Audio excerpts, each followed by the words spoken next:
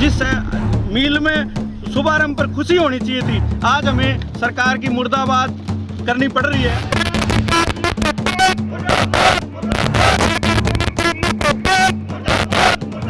सहकारिता मंत्री आए हैं, ठीक है, परंतु हमारा उनके प्रति रोष है। लेकिन शुगर मिलों के कर्मचारियों के साथ सरकार ने बिल्कुल अन्याय किया हुआ है। कहना चाहिए था कि मैं आपकी मांगें पूरी करूंगा, उसको उद्घाटन की लगी है, उसको लड्डू खाने की लगी है। और यदि उन्होंने हरियाणा को शुगर मिलों के बंद करने का भी निर्णय लिया तो हरियाणा के शुगर मिलों में एक भी चीनी का दाना पिराई नहीं होगा, क्योंकि चीनी के रेट सरकार तय करती है और गन्ने के रेट सरकार तय करती है। लेकिन जब कर्मचारी 7वें वेतन का एरियर मांग रहे हैं तो घाटा बताया जा रहा है।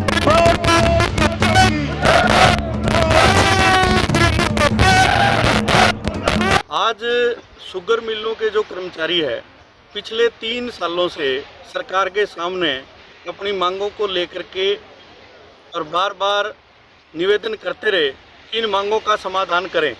लेकिन हरियाणा सरकार के मुख्यमंत्री की अध्यक्षता में मीटिंग हुई और उसमें निर्णय लिया गया कि शुगर मिलों के घाटे के लिए शुगर मिल के कर्मचारी जिम्मेवार नहीं है, क्योंकि चीनी के रेट सरकार तय करती है और गन्ने के रेट सरकार तय करती है।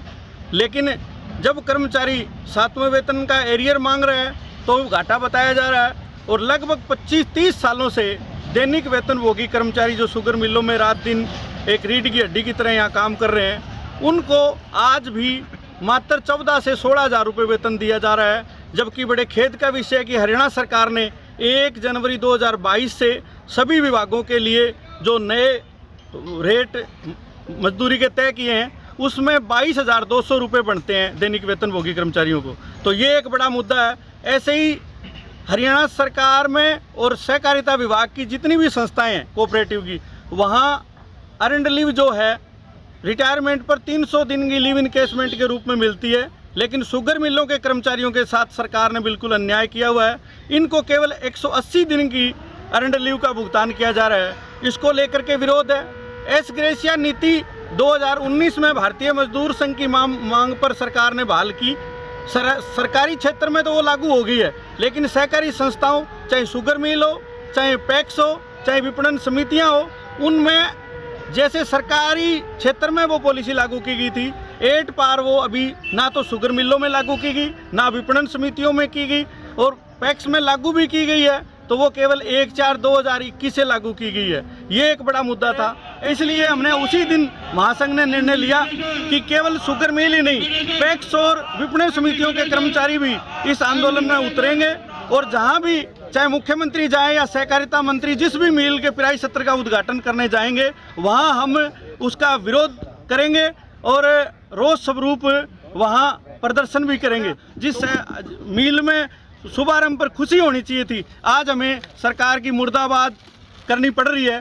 तो अब हम मीडिया के माध्यम से सरकार को चेतावनी देते हैं कि आज भी हम एक सांकेतिक रूप में आपको जगाने का ही काम कर रहे हैं। अगर आपने तुरंत बैठक बुला करके माननीय मुख्यमंत्री ने इन सहकारी संस्थाओं, शुगर मिलों और बाकी जो संस्थाओं के कर्मचारी है उनकी मांगों का समाधान आने वाले 21 तारीख को सहकारिता दिवस हरियाणा सरकार कुरुक्षेत्र में मनाने जा रही है, उससे पहले बैठक बुलाकर नहीं किया तो आज तीनों संगठनों की यहाँ एक ज्वाइंट मीटिंग होगी। हम सहकारिता दिवस का बहिष्कार भी कर सकते हैं। सहकारिता मंत्री आए हैं, ठीक है, परंतु हमारा उनके प्रति रोष है, क्योंकि ऐसा सहकारिता मंत्री भी नहीं देखा।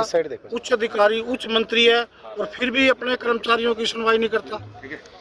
उसको अगर उद्घाटन करने हमारे पास आना चाहिए था, यहाँ कहना चाहिए था कि मैं आपकी मांगें पूरी करूंगा। उसको उद्घाटन की लगी है, उसको लड्डू खाने की लगी है, और कर्मचारी यहाँ सवेरे का भूखा प्यासा नाश्ता भी नहीं किया बैठा है। 300 किलोमीटर, 600 किलोमीटर से आए हैं यहाँ से मनमाना कोई, क्योंकि भ्रष्ट तो हैं ही सारे अधिकारी, थैली पहले तैयार रखते हैं मंत्रियों के लिए, क्या पता ये भी सोच रखा हो इन्होंने। बिल्कुल बिल्कुल सर। तो मैं तो यही कहूँगा कि जो कर्मचारियों की जायज़ मांगे हैं, कच्चे कर्मचारियों को पक्का करना, एरियर देना, एस ग्रेशिया पॉलिसी लागू करना, EL छुट्टियों का भुगतान करना, और हमारे रिटायरमेंट के बाद भी मेडिकल सुविधा जो आजकल सरकार तो सभी को दे रही है परंतु यहाँ पर किसी को नहीं दी जा रही, वो भी देना। मैं धन्यवाद। सरकार को ये विरोध और रोष प्रकट करके हम सभी कर्मचारी बता देना चाहते हैं कि ये जो हरियाणा के शुगर मिलों में कर्मचारी हैं, दैनिक वेतनभोगी कर्मचारी 30 साल से